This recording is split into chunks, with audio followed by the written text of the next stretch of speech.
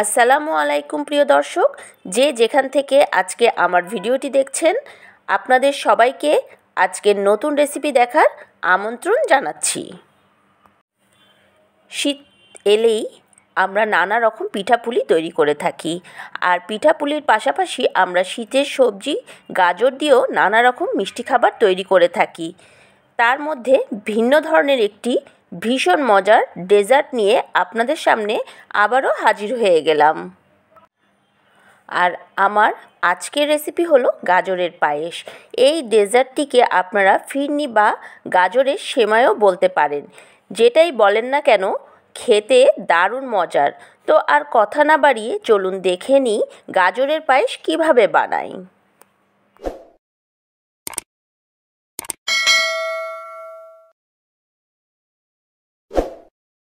চুলোয় একটি হাঁড়ি বসিয়ে নিচ্ছি, তাতে 1 টেবিল চামচ ঘি দিয়ে দিলাম। আপনারা চাইলে এখানে বাটার দিতে পারেন, কিন্তু কোনো মতে সয়াবিন তেল দিয়ে এই পায়েসটা রান্না করা যাবে না, তাহলে এর ফ্লেভারটা ভালো আসবে না। তো এখানে নিয়ে নিলাম 1 কাপ গাজর। গাজরগুলো আমি একটি মেশিন দিয়ে এইভাবে মিহি করে কেটে নিয়েছি। তো 1 মিনিট ধরে ঘিয়ের সাথে এই গাজরগুলো ভেজে নিলাম। এখন দিয়ে দিচ্ছি এখানে পোলাওয়ের চাল 1/3 কাপ। আমি এই পোলাওয়ের চালটা 2 ঘন্টা ভিজিয়ে রেখেছিলাম পানির মধ্যে।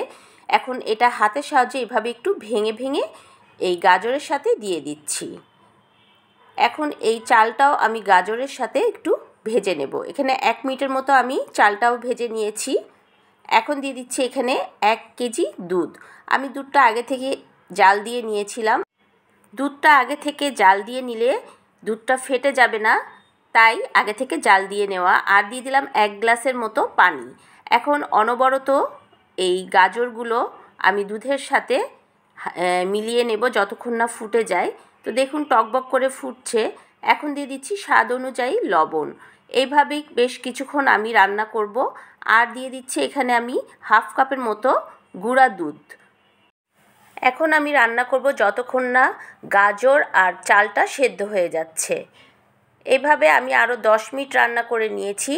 গাজর আর চাল সেদ্ধ হওয়ার পরে আমি এখানে পরিমাণ মতো চিনি দিয়ে দিয়েছি। আপনারা চাইলে চিনিটা বেশি কম করে নিতে পারেন স্বাদ অনুযায়ী। আর দিয়ে দিলাম এখানে 1/2 চা চামচের মতো এলাচের গুঁড়া।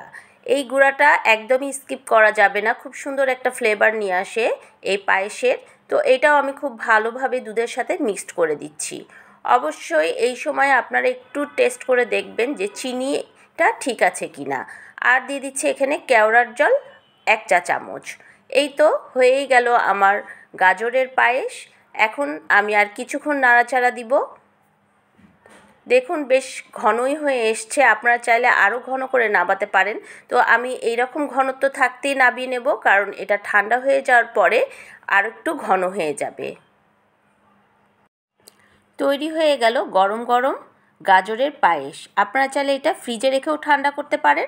যেহেতু এখন শীতের সময়, তো ফ্রিজে না রাখলেও চলবে, এমনিই ঠান্ডা হয়ে যাবে এবং খুব খেতে মজা লাগে। আজকের রেসিপিটি কেমন লাগলো অবশ্যই তা কমেন্ট করে জানাবেন। ভালো লেগে থাকলে অবশ্যই ফ্রেন্ড এবং ফ্যামিলির মাঝে শেয়ার করতে ভুলবেন না।